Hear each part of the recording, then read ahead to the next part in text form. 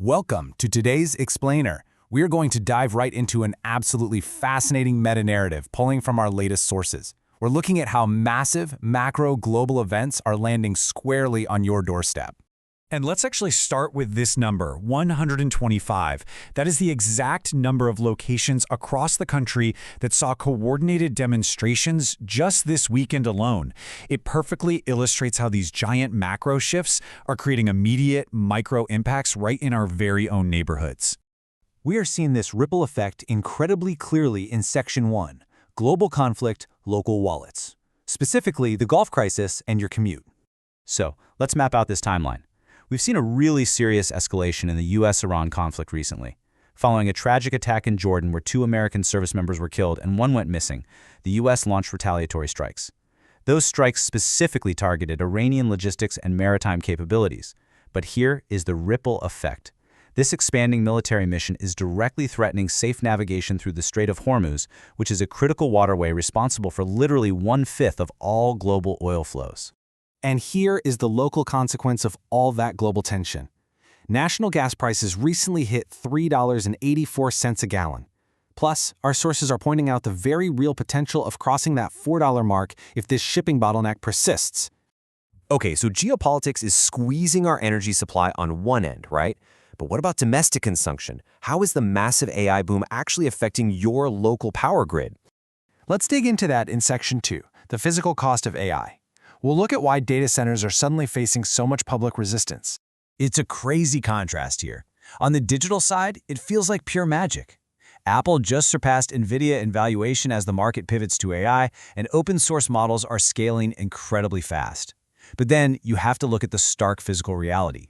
These new data centers to run the AI, they demand 50-plus megawatts of power. To put that into perspective, that is enough to supply tens of thousands of homes. Not to mention, they put a massive drain on aging municipal water systems. Now, remember those 125 protests we talked about earlier? Well, this is exactly what those diverse community coalitions from rural to suburban areas are demanding. They want transparent electricity contracts so residents aren't subsidizing corporate computing. They're asking for mandatory water disclosure rules, guaranteed tax revenue, and meaningful local infrastructure improvements before they allow these massive tech facilities to move into their backyards. And you know, the physical limits of our environment are being tested in other ways too. I mean, what happens when extreme weather hits literally every region at the exact same time? Which brings us to Section 3, Compound Environmental Pressures, Managing Fires, Floods, and Smoke Simultaneously. Right now, due to stalled atmospheric patterns, we are seeing a compounding national crisis. Out west, there's 68 large wildfires demanding over 17,000 deployed personnel. At the exact same time, the South is battling severe Texas flooding that's contaminating water and damaging infrastructure. And in the East and Midwest, over 100 million people are under air quality alerts from stalled smoke. Honestly, satellite data from space is absolutely crucial right now just to track all these overlapping crises. So, zooming back into the micro level, our sources explicitly detail a few health steps you should take to protect yourself from that fine particulate smoke. Number 1, check current air quality readings. Don't just rely on visible haze, because dangerous particles stick around even when the sky looks clear. 2, wear a well-fitted N95 or P100 respirator outdoors. And 3, run portable HEPA filtration in a designated indoor room. But amidst all these heavy pressures, we are also seeing some truly incredible milestones this weekend. Here's Section 4, Innovation and Culture, looking at generational shifts in space and sports.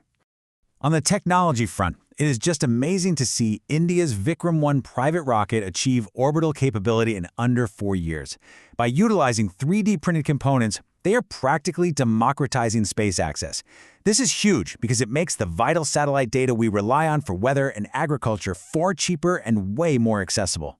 And moving over to culture, today's 2026 World Cup final in New Jersey is shaping up to be an absolute epic generational clash, especially following England's historic 6-4 third-place victory over France. We've got Argentina, the 2022 champions, with 17 returning veterans bringing a highly tactical and emotional play style. And they are up against Spain, who are riding a 37-match unbeaten streak with a youthful, rising generation focused on smooth possession control. It is going to be something to watch. So what is the crucial takeaway connecting all these sources today? It's the return of the stakeholder. As developers navigate things like AI and global energy, they are no longer just negotiating with investors or regulators. They are negotiating with communities and utility customers. Everyday communities are becoming the ultimate decision-makers shaping global innovation. Which leaves us with one final thought to chew on today. As these massive macro forces collide with our daily micro lives, are you prepared for how tomorrow's global headlines will reshape your local community? Thanks so much for joining me on this explainer today. Keep asking questions, and I'll see you next time.